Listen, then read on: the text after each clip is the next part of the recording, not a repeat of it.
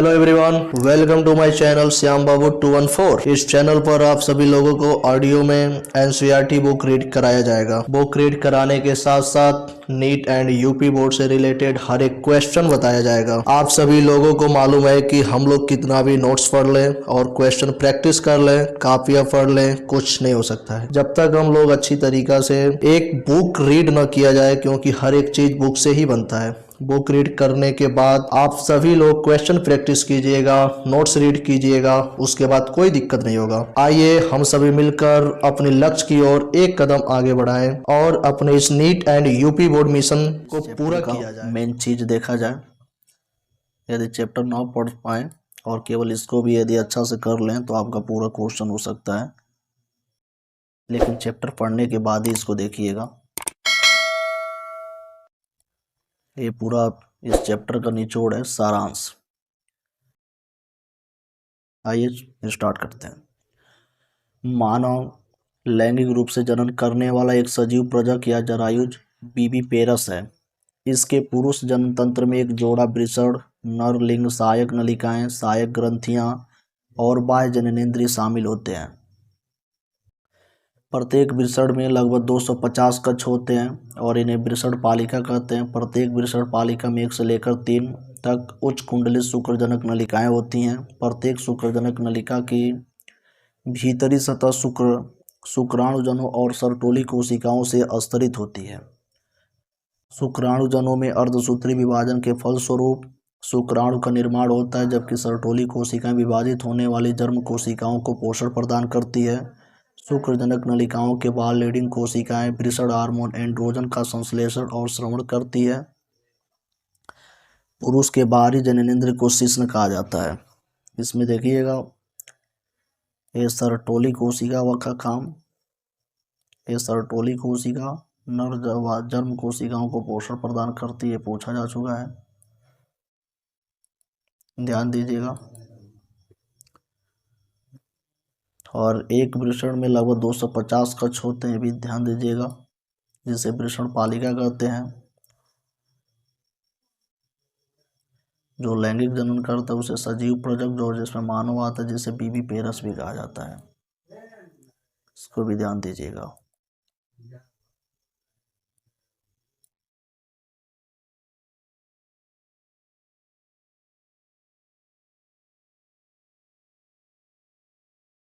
स्त्री जनन तंत्र के अंतर्गत एक जोड़ा अंडाशय, एक जोड़ी अंडवाहिनी, एक गर्भाशय, एक योनिबाह्य जननेंद्र और एक जोड़ी स्तन ग्रंथियां होती हैं।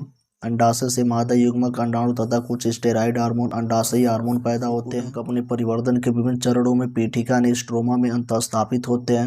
अंडवाहिनी, गर्भाशय और योनि स्त्री के सहायक जनन नलिकाएं हैं। गर्भाशय की दीवार में 3 स्तर होते हैं, जिन्हें परिगर्भाशय स्तर, गर्भाशय पेशीय स्तर और गर्भाशय अंतः स्तर कहते हैं। स्त्री के बाह्य जननेंद्र के अंतर्गत जघन शैल, बृहद बगोष्ठ, लघु बगोष्ठ, योनि छद और भक्षेप शामिल है। स्त्री की स्तन ग्रंथियां उसकी एक गौण लैंगिक अभिलक्षण है। देखिएगा, यदि गर्भाशय स्तर पूछेगा तो गर्भाशय के 3 स्तर होता है। इंग्लिश में पेरीमेट्रियम, मायोमेट्रियम, एंडोमेट्रियम कहा जाता है, और इसे हिंदी में परिगर्भाशय स्तर, गर्भाशय पेशीय स्तर और गर्भाशय अंतः स्तर भी बोला जाता है। और इसको पूरा ध्यान से देखिएगा।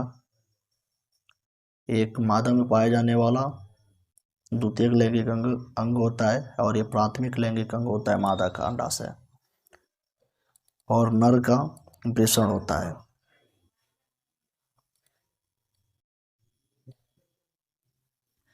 शुक्राणु जनन के कारण शुक्राणु का निर्माण होता है, जो पुरुष लिंग की सहायक नलिकाओं द्वारा वाहित किए जाते हैं। एक सामान्य मानव शुक्राणु में एक शीर्ष ग्रीवा, मध्यखंड और एक पूंछ होती है। एक परिपक्व स्त्री युग्मक के निर्माण की प्रक्रिया अंडजनन कहलाती है। मादा प्राइमेटों के जनन चक्र को आतर्व चक्र कहते हैं। आतर्व चक्र की शुरुआत स्त्री के लैंगिक रूप से परिपक्व होने, यौनारंभ पर ही होती है। प्रति आतर्व चक्र में अंडोत्सर्ग के दौरान केवल एक अंडाणु मोचित होता है। आतर्व चक्र के दौरान अंडाशय तथा गर्भाशय में चक्रीय परिवर्तन पीयूष ग्रंथि तथा अंडाशयी हार्मोनों के स्तर में बदलाव से प्रेरित होता है। मैथुन के अंत में शुक्राणु योनि से स्वयं संकीर्ण पद तथा तुम्बिका की ओर वाहित होते हैं। यहाँ शुक्राणु अंडाणु का निषेचन करता है और उसके पश्चात द्विगुणित युग्मनज की रचना होती है। शुक्राणु में मौजूद X या Y गुणसूत्र के कारण भ्रूण का लिंग निर्धारित होता है। युग्मनज में लगातार समसूत्री विभाजन होता है जिससे कि कोरक पुटी का निर्माण होता है। यह कोरक पुटी गर्भाशय की भित्ति में अंतरोपित हो जाती है जिसके फलस्वरूप गर्भधारण हो जाता है।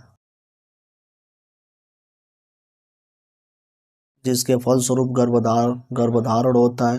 9 महीने तक गर्भधारण के पश्चात गर्भ पूर्ण रूप से विकसित और प्रसव के लिए तैयार हो जाता है। शिशु जन्म की प्रक्रिया को प्रसव कहा जाता है जो एक जटिल तंत्री अंतःस्रावी क्रियाविधि द्वारा प्रेरित होते हैं जिसमें कार्टिसाल, एस्ट्रोजन और ऑक्सीटोसिन शामिल है। सगर्भता के दौरान स्तन ग्रंथियों में कई प्रकार के परिवर्तन होते हैं और शिशु जन्म के बाद इससे दूध श्रवण होता है। जन्म के बाद प्रारंभ के कुछ महीनों तक माता द्वारा नवजात शिशु को दुग्धपान स्तनपान कराया जाता है।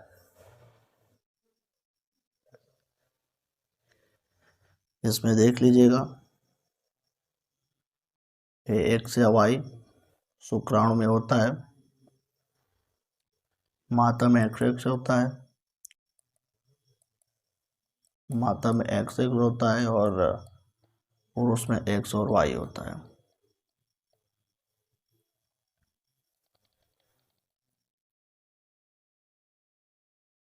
चलिए इसको देख लीजिएगा और इसके नीचे क्वेश्चन दिया है, इस क्वेश्चन को सॉल्व कीजिएगा देख करके, पढ़ करके। क्वेश्चन है फिर जो अभ्यास, इसको पूरा लगा करके कमेंट कीजिएगा। जितना पढ़ाया गया उसी के अंदर ये भी है। एक क्वेश्चन देख लीजिए और एक क्वेश्चन पूरा कमेंट कीजिए।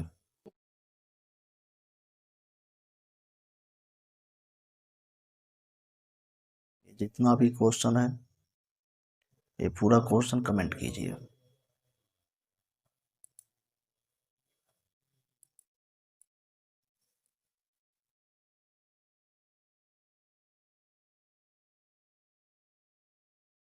भी क्वेश्चन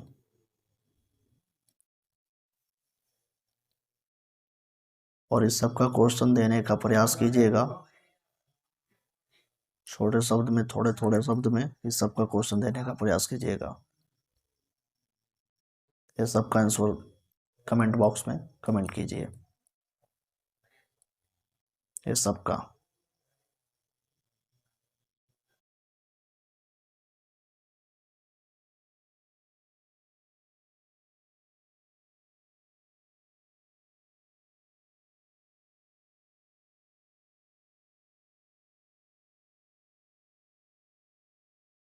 यहाँ से क्वेश्चन है।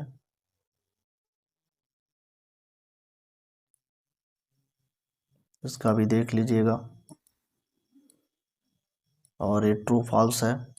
ये ट्रू फॉल्स को भी अच्छा से सही और क्या गलत है इसको कमेंट बॉक्स में क्वेश्चन सहित आंसर लिखिए।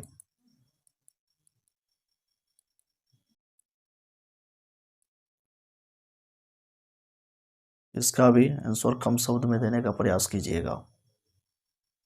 पूरा बुक पढ़ने के बाद इसका आंसर दीजिएगा। थैंक यू दोस्त।